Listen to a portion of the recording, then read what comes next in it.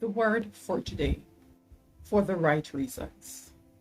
When you grow up with rejection, it can manifest itself in either a need to isolate and withdraw or in a drive to constantly prove yourself.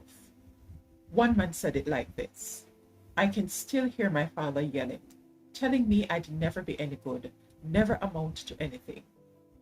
The more he yelled, the more determined I became to prove him wrong. Are the wrong voices speaking to you? The Bible says Enoch had this testimony, that he pleased God. How? By faith. Hebrews 11 verse 5. God sees you differently from how your parents or peers do. Their acceptance is often based on your performance, whereas God's acceptance is based on your position.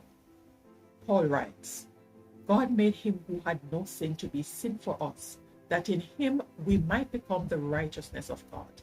2 Corinthians 5:21. God sees you wrapped in the righteousness of Christ. Therefore, you are acceptable. This means working for the right reasons. Instead of striving for God's approval, you serve him out of gratitude. Once you know that your identity and worth aren't tied to the car you drive, the home you live in, how much you earn, or the people you mix with, it changes your motivation. Instead of being concerned about the neighborhood you live in, you become concerned about your neighbors. Instead of focusing on how much money you make, your focus becomes financing God's kingdom.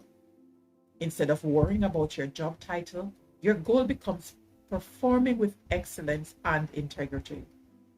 In other words, instead of just working hard, you're doing it for the right reasons. That's the word for today.